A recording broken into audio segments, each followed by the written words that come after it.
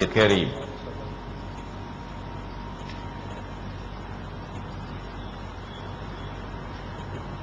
We will attempt to address this subject not in the form of a lecture, but I will constantly be asking questions, so the closer you are to me, the more you're in the firing line.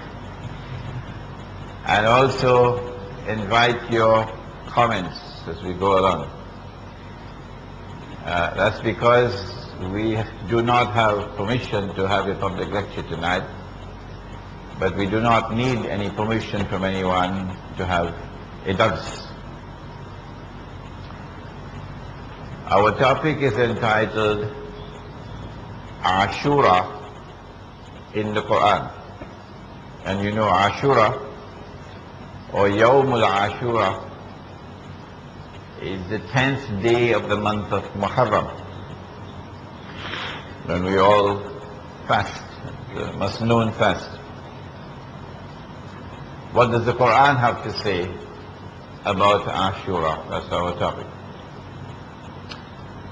And since the Shahada of Sayyidina Imam Hosein radiallahu ta'ala anhu took place long after the revelation of the Qur'an, we are not concerned with the Shahada of Sayyidina Imam Hosein and Ashura. Our subject is Ashura in the Qur'an. Nor are we concerned with any other events which may have occurred in history on this day, and of which no mention is made in the Qur'an. That is not our concern. So one last time, our subject is Ashura in the Qur'an. Before we begin, let us take careful note of the fact that the Torah, as it now exists, Torah in Arabic, makes no mention whatsoever of Ibrahim alayhi salam traveling to Arabia. No, never went there. Makes no mention of the baby Ismail alayhi salam being taken to Arabia, and that the trial of the sacrifice took place in Arabia. According to the Torah, it was not Ismail alayhi salam, it was Ishaq, and the trial took place in Jerusalem, Palestine. According to the Torah, when the mother of Ismail alayhi salam, Hajar or Hagar, when she and the baby were taken away, they were taken away in Palestine, not to Arabia. No. According to the Torah, Ibrahim alayhi salam never built any house of Allah in Arabia. According to the Torah, Ibrahim alayhi salam never established the Hajj to that holy house. And therefore the Arabs have nothing to do, have no link whatsoever with the religion of Ibrahim alayhi salam. Nothing in the Torah to declare such. Now let us examine the authenticity of that Torah. Aisha radiallahu ta'ala anha said, hadith of Sahih Muslim I believe, that the Arabs used to fast on the day of Ashura before Islam, and that the Prophet alayhi salatu wasalam used to fast with them on that day.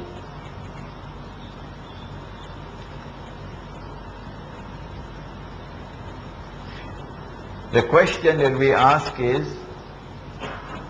why were the Arabs fasting on the 10th day of Muharram?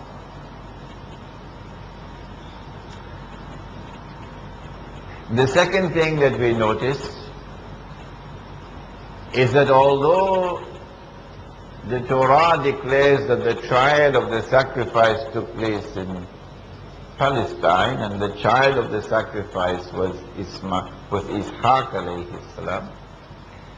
The Arabs for thousands of years have not only been fasting on the day of Ashura, but they've also been performing the Hajj, in which there is also the Qurbani, and sacrificing an animal to commemorate the sacrifice of their father Ibrahim alayhi salam.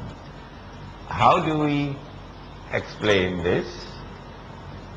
And thirdly, the Torah declares, up to this day you can still find it, that Allah subhanahu wa ta'ala commanded Ibrahim alayhi salam to circumcise.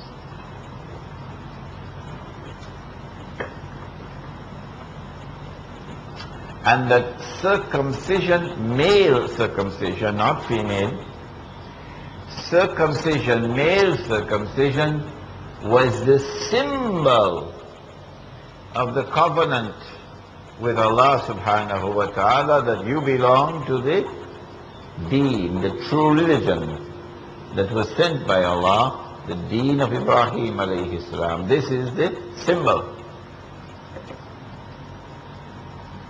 Yet apart from the Jews, the only people on the face of the earth who have practiced male circumcision for thousands of years as a religious obligation are the Arabs. Our question is, how do you explain this? Our answer is, it cannot be explained so long as you hold on to that Torah as the truth. The only way it can be explained is if you are prepared to accept that the Torah was rewritten and all the references in the Torah to Ibrahim alayhi salam going to Arabia and establishing the religion in Arabia were all removed. The Qur'an confirms that he went to Arabia. He makes dua, Rabbana inni askantu min dhurriyyati biwadin ghayri dhi dhar' inda baytika al-muharram. O Allah, I have left part of my family in that barren valley where nothing grows in Arabia. The Jews fasted on the day of Ashura because they declared this is the day which commemorates that day, the 10th of Muharram, when Musa alayhi salam was ordered to strike the water with his rod, and the waters parted. وَإِذْ فَرَقْنَا بِكُمُ الْبَحْرِ, and then Banu Israel crossed to safety, فَأَنْجَيْنَاكُمْ, and then when Fir'aun and his army attempted to cross, وَأَغْرَقْنَا آلَ فِرْعَوْنَ, and the destruction of Fir'aun and his army occurred before the eyes of Banu Israel. وَأَنْتُمْ تَنْظُرُونَ. This is the reason why they fasted on this day.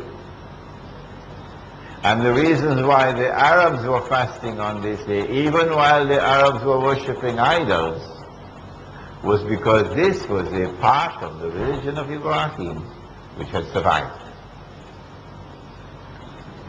The reason why they were sacrificing an animal for thousands of years, even when the Jews are not doing it,